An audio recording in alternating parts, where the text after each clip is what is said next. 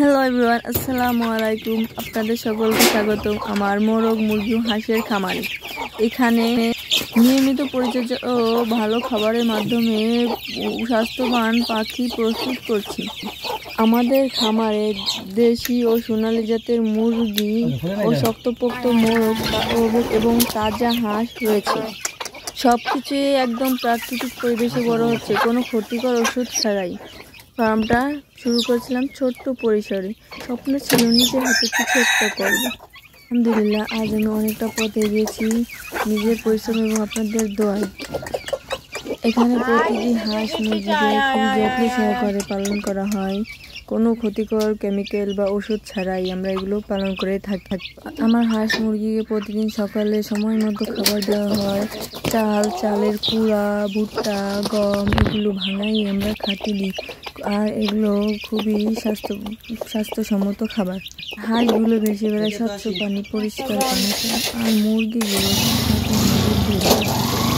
আর মাঝে মাঝে বিড়ালের ভয়ে একটু আটকায়।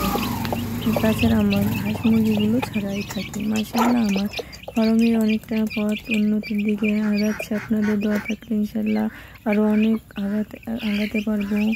আমাদের ফার্মে দেশীয় জাতির ব্রয়লার আছে, যেগুলো খাইতে অনেক সুস্বাদু হয়।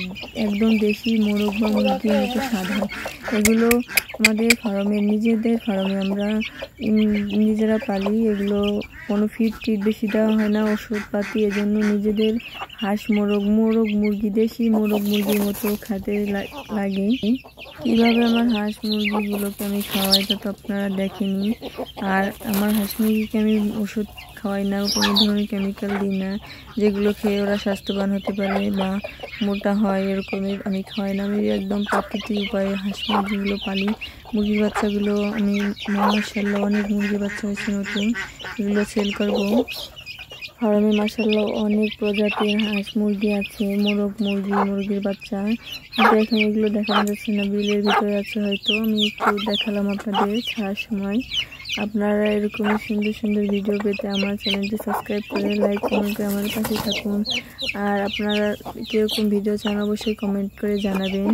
আর আপনারা আমাদের ভিডিও দেখার জন্য আন্তরিকভাবে ধন্যবাদ।